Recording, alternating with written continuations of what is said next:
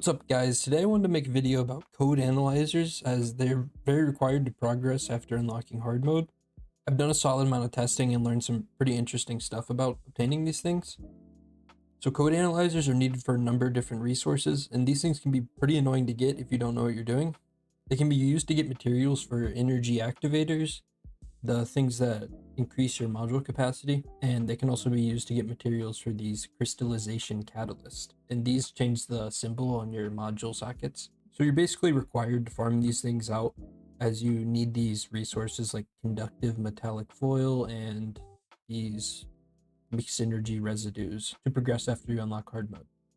So we have three types of these code analyzers or breakers. So we have the normal ones, just a code breaker, and then we have the precision code breakers and the ultra precision code breakers. So each one of these corresponds to a different quality of encrypted vault, and you're going to need all three basically, as the vaults can spawn needing any one of the three. So farming these things is super tedious unless you know how to do so properly, so let's get right into that. So we're going to want to farm these strictly in this spot in sterile land right here, and if we go down here and look on the left side of the map, we're going to want to look for this mission anticipated ambush point. So before we teleport there, you're probably going to want to put your game from public to private so there's not a bunch of people there in your way. So we're just going to teleport there now. So when we get here, we're just going to want to walk this way real quick, and then to this mission right here, which is right after the spawn point. Then you're going to start the mission, get your speed going. Then with Bunny, this is super easy as you can just kill everything. And then there's a precision code analyzer already. Kill all these mobs.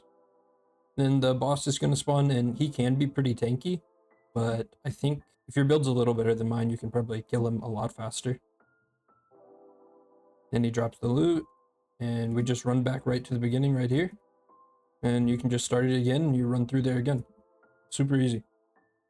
Now you can either do this mission on normal or hard mode, but the drop rate for these code analyzers or breakers is much higher on hard mode because I believe that drop almost exclusively come from these elites and tons of them spawn here. So I tried this on normal mode and got about 5-ish in an hour, which is not great. And then on hard mode, I got around 30-ish an hour. And I could have been much more efficient with my farming because my build does not just one-shot the boss at the end. So in order to get the most out of this farm, I would highly recommend using Bunny because, well, she's faster than everyone else and has insane AoE damage. But doing this on hard mode can be kind of hard without a solid Bunny build. So I'll just show you guys exactly what I used here. So if we just take a look at our modules here, the main things that really matter here are Technician, Electric Specialist, Nimble Fingers, and Skill Extension. So with these four skills, we will basically have 100% uptime on our Lightning Emission skill, and we'll do tons of AoE damage with it, being able to one-shot most of the mobs here, excluding the boss. Now I would recommend trying to fit in increased defense as some of these mobs do a lot of damage and you obviously don't want to die during the farm. And then skill expansion and strong mentality are basically just for even more efficiency with the range of your lightning emission and how long you can keep up speed of light. So I'd also recommend trying to get a pretty solid reactor for this increased skill power, and this one's pretty good, but you could get an even better one if you had the ultimate one with Thunder Cage mounting. So I would also recommend bringing in some pretty good guns like the Tamer or the Thunder Cage. Here's just a quick peek on my build on the Thunder Cage. It looks something like that. And then on the Tamer I have...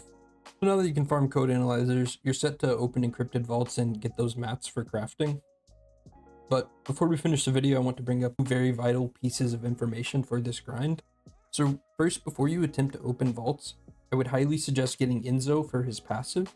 So if we just read here, you can see his passive gives him 120% more time on the annoying minigame, 150% speed reduction, makes the targets bigger, and reduces the amount of targets you need to hit. So here I'll just show Enzo versus no Enzo. As you can see, it's a pretty big difference. The minigame can basically feel impossible without him, and since you lose the code analyzers when you fail the minigame, I would really recommend you get him for this.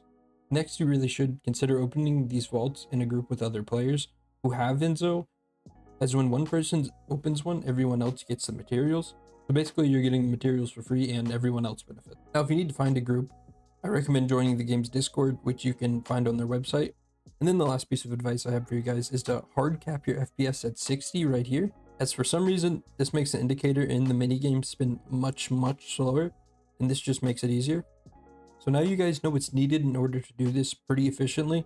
So thanks for watching the video, and consider hitting that like and subscribe, and keep on grinding.